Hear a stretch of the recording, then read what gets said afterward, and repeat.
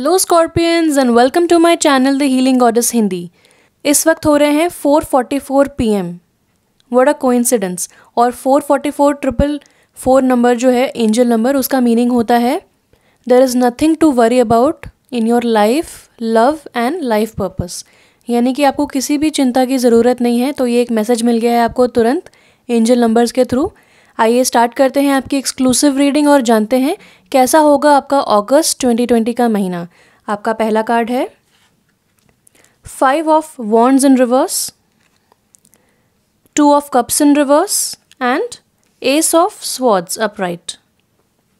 तो ये कार्ड कहीं ना कहीं आपकी एक पास्ट एनर्जी को बताता है, आपके नेचर को बताता है, और ये कहता है कि आप बिल्कुल भी कॉन्फ्लिक्ट या कन्फ्रंटेशन को फेस नहीं करते हैं, आप उससे दूर भागते हैं। ज़रा सा अनकंफर्टेबल सिचुएशन होता है और आपको अनईजी फील होने लगता है और आप वहाँ से चाहते हैं कि एग्ज़िट कर जाएं। तो ये अच्छी बात है क्योंकि आप स्कॉर्पियन हैं, आप इंट्यूटिव हैं, आप सेंसिटिव हैं, आप लोगों की एनर्जी एब्जॉर्ब करते हैं और काफ़ी डीपली इमोशंस को फील कर पाते हैं। तो ये आपका एक पर्सनल ट्रेट है, तो इससे घबराएं नहीं, इसको ओवरथिंक ना करें, इसे रिस्पेक्ट करें। दूसरा मीनिंग इस कार्ड का ये है कि बहुत समय से आप का दिल और दिमाग एक जगह पे काम नहीं कर रहा था, यानी कि इन अलाइनमेंट काम नहीं कर रहा था। आपको बहुत ज़्यादा एंग्जाइटी या स्ट्रेस हो रही थी, बहुत सारे लोग आपको एडवाइस कर रहे थे, ओपिनियन अपना दे रहे थे। अगर आपने प्लान ए सोचा है तो वो कुछ ना कुछ उसमें चेंजेस लाके या फिर अपना ओपिनियन बता के आपको एक न्यू वे ऑफ थिंकिंग दे रहे थे, जिस वजह से आप अपना प्लान ए अब प्लान बी में चेंज कर रहे थे। सिमिलरली अगेन कोई आ रहा था, फिर आपको बता रहा था और आपका प्लान बी अब प्लान सी बन गया था। तो ये प्रोसेस कहीं ना कहीं आपके लिए बहुत हेल्पफुल था एक तरीके से, क्योंकि आपको एक न्यू वे ऑफ थिंकिंग मिल रही थी, एक न्यू पर्सपेक्टिव मिल रहा था अपनी सिचुएशंस को देखने का, अपने लाइफ को देखने का, और ये आपको हेल्प कर रहा था। ऐसा नहीं था कि आपके पास पावर नहीं है थिंक करने के लिए, या फिर आप कुछ सोच नहीं पा रहे हैं, या फिर आप केपेबल नहीं हैं। जस्ट इसका मतलब ये था कि भगवान आपके लाइफ में ऐसे लोगों को सेंड कर रहे थे जो आपको कंस्ट्रक्टिव क्रिटिसिज्म दें, जो आपको न्यू वे ऑफ थिंकिंग बताएं, जो आपको सपोर्ट करें और हेल्प करें। तो ये कार्ड बताता है कि अब प्रेजेंट सिचुएशन में आप अपने दिल और दिमाग को अलाइनमेंट में लाके कोई भी डिसीजन लेने के लिए बिल्कुल रेडी हो चुके हैं, और ऑलरेडी शायद आपने कुछ डिसीजंस लिए भी होंगे, तो अब आप उन पे काम कर सकते हैं। इस कार्ड का तीसरा मीनिंग ये है कि अब आप किसी भी एक्सटर्नल कंपटीशन में हिस्सा नहीं ले रहे हैं। अब आप सेल्फ लव पे ध्यान दे रहे हैं, अपने ऊपर ध्यान दे रहे हैं, और अब आपको प्रूव करने की ज़रूरत नहीं है किसी और को। अब आप जो कर रहे हैं, हो सकता है कि लोग उसे अप्रूव ना करें, कुछ लोग उस पर क्वेश्चन उठाएं, लेकिन आप क्लियर हैं कि आपको क्या करना है और आप अब उसे टेकअप कर रहे हैं।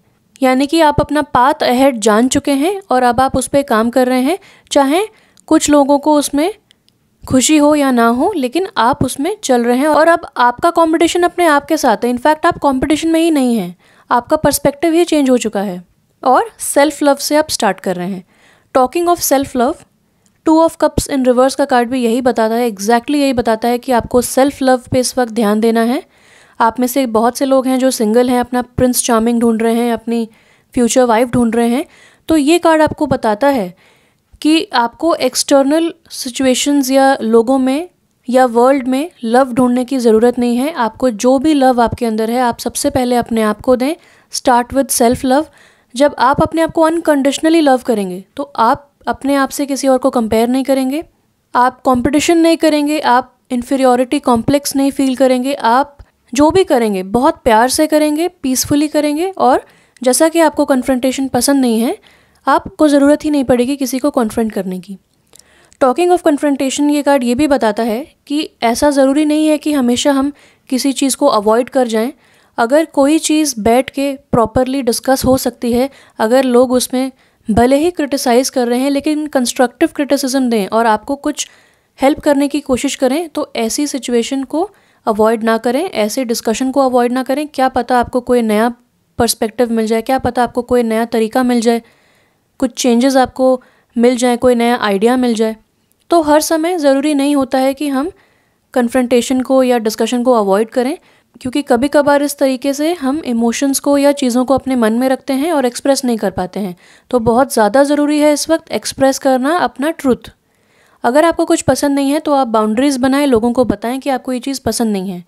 अगर इस वजह से लोगों का टेम्परामेंट ख़राब हो रहा है या लोग आर्ग्यू करना स्टार्ट करते हैं, तो कभी ना कभी तो आपको ये चीज़ बतानी ही पड़ेगी लोगों को। तो ये कार्ड बताता है कि सेल्फ लव से स्टार्ट करें, और जैसा कि कहा जाता है कि fill your cup first and then share it with another. इसी तरह आपको सबसे पहले जितने भी ब्यूटीफुल लविंग फीलिंग्स हैं, इमोशंस हैं, सबसे पहले अपने आप को फील कराने हैं। जब आप अंदर से खुश होंगे, अंदर से अपने आप को प्यार करेंगे, अपनी बॉडी को प्यार करेंगे, अपने नेचर को प्यार करेंगे, अपने फेस को प्यार करेंगे, अपने इमोशंस को आप समझ पाएंगे, तब from a place of self love, self respect and high self esteem आप अपनी लाइफ को जी पाएंगे, और वो लाइफ आपकी बहुत ही ब्यूटीफुल होगी। आसपास पीस होगा, जो कि आप बहुत समय से मैनिफेस्ट कर रहे थे अपनी लाइफ में। इनर पीस के ऊपर आप काम कर रहे थे, वो आपको मिल पाएगा जब आप सेल्फ लव से स्टार्ट करेंगे। तो सबसे ज़्यादा इंपॉर्टेंट है सेल्फ लव, क्योंकि कभी कभार क्या होता है कि जब हम अपने आप से प्यार नहीं करते हैं और कोई नया इंसान हमारी लाइफ में आता है, तो हम चाहते हैं कि वो हमें पूरा अटेंशन दे। अगर स्टार्टिंग में अटेंशन मिलता है तो हमें बहुत अच्छा लगता है, फिर धीरे धीरे अगर अटेंशन नहीं मिलता है या थोड़ा कम हो जाता है, चीज़ें नॉर्मल हो जाती हैं, तब हमें लगता है कि कुछ गड़बड़ी हो गई है, जिस वजह से हम बहुत ज़्यादा अटेंशन सीकर बन जाते हैं या क्लिंजी बन जाते हैं।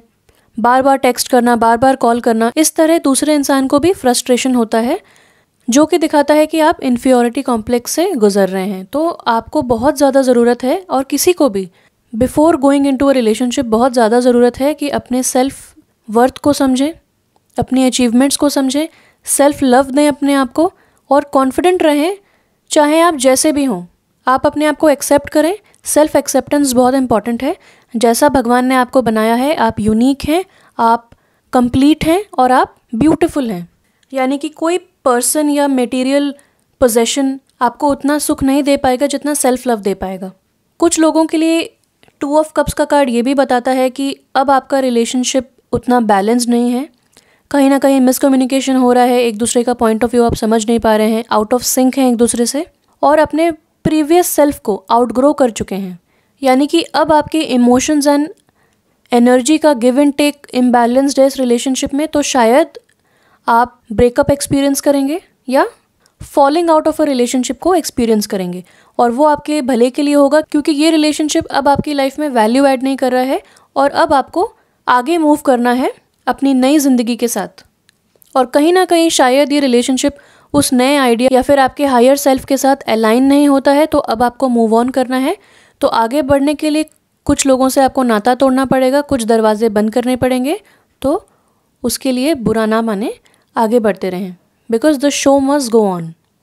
एस ऑफ स्वॉर्ड्स अपराइट का बहुत ही ब्यूटीफुल कार्ड मिला है आप, और ये बताता है कि आपके अंदर बहुत सारे क्रिएटिव आइडियाज़ आ रहे हैं।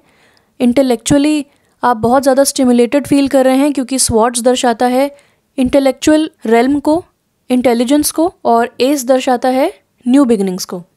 तो ये बहुत ही बढ़िया समय है कोई नया प्रोजेक्ट स्टार्ट करने के लिए, स्पेशली ऐसा प्रोजेक्ट जहाँ पे आपकी कम्युनिकेशन स्किल्स यूज़ होती हों, जहाँ पे आप अपना दिल और दिमाग यूज़ कर पाएँ, जहाँ पे आप अपने इमोशंस के साथ अपने प्रोजेक्ट को स्टार्ट कर पाएँ, टेकअप कर पाएँ।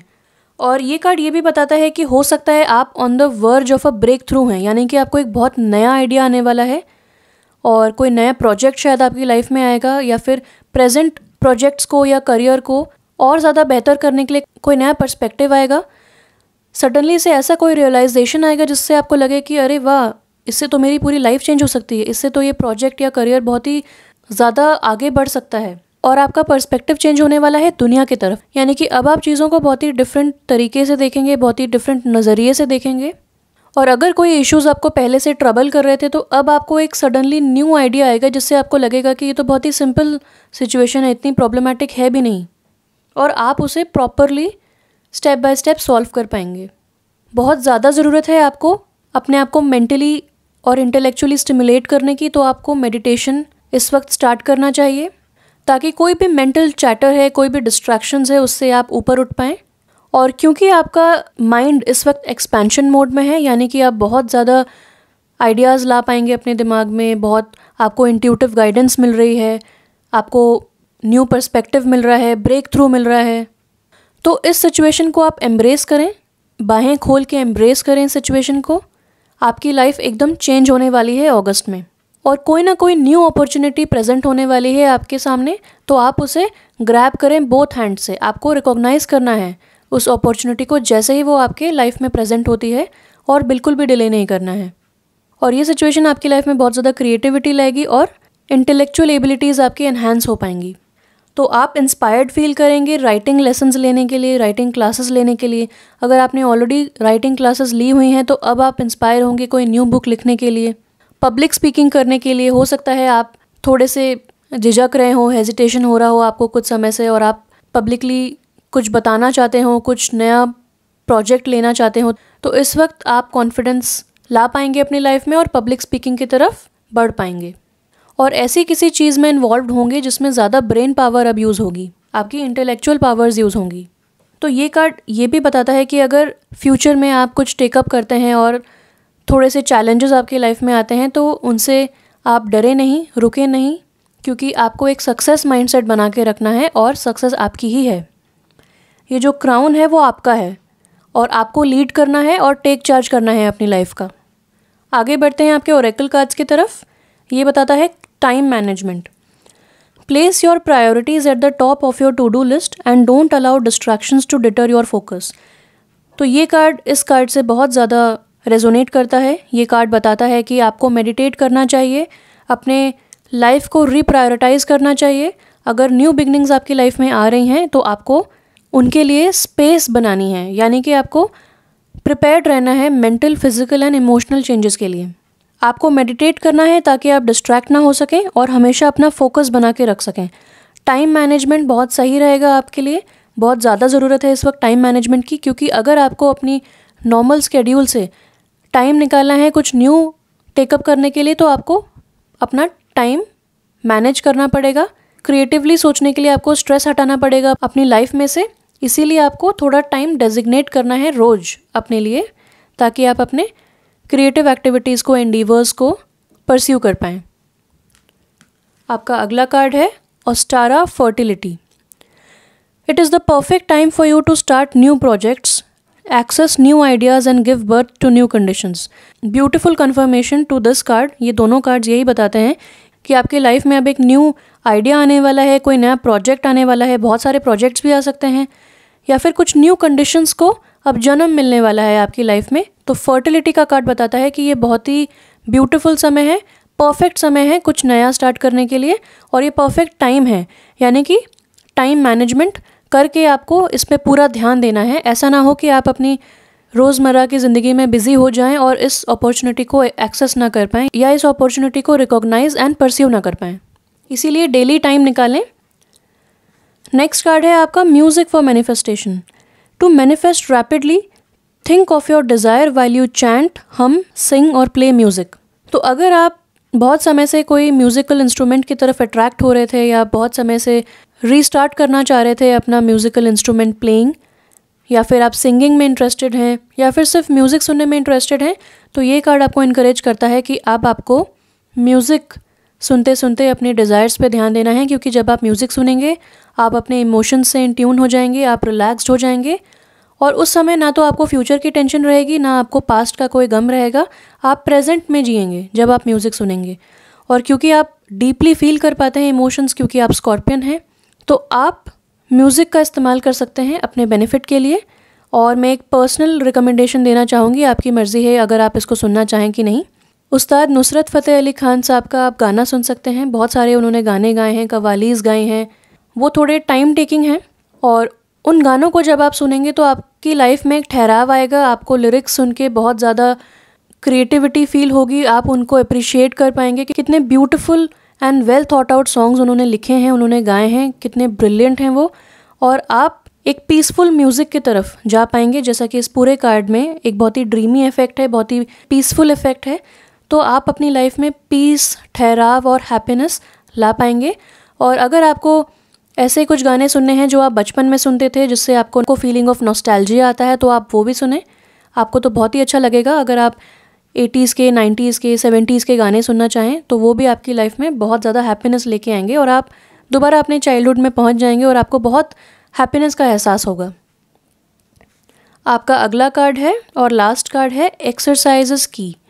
Dear Archangel Raphael, thank you for motivating me and guiding me to an exercise program that fits my schedule, interests and budget. तो आप योगा कर सकते हैं, योगा तो बिल्कुल फ्री ऑफ कॉस्ट होता है, कोई जिम ज्वाइन कर सकते हैं, मेडिटेट कर सकते हैं, नेचर में टाइम स्पेंड कर सकते हैं, जॉग कर सकते हैं, वॉक कर सकते हैं, या फिर सिर्फ अपनी फ्लेक्सिबिलिटी पे एंड एजिलिटी पे ध्यान दे सकते हैं। तो जैसा भी आपको इंटरेस्ट हो, जो भी आपका मन करे, उस एक्सरसाइज को आप करें और आर्कएंजल रफेल से प्रे करें, गॉड से प्रे करें, ताकि वो आपको बेस्ट फॉर्म ऑफ एक्सरसाइज की तरफ ले जा सकें, जो कि आपके इंटरेस्ट को, आपके स्केड्यूल को और आपके बजट को सूट करे, और इसके लिए भी आपको टाइम निकालना है। तो टाइम मैनेजमेंट की ज़रूरत पड़ेगी आपको अगस्त में, और एक ब्यूटीफुल समय आ गया है क्योंकि आप स्टार्ट कर रहे हैं सेल्फ लव के साथ। मेरी तरफ से इतना ही था। प्लीज़ सब्सक्राइब करें मेरे चैनल को, कमेंट करके बताएं आपको कौन सा सॉन्ग पसंद है या आप कौन सा म्यूजिकल इंस्ट्रूमेंट प्ले करते हैं। Thank you so much for watching. Stay blessed and bye bye.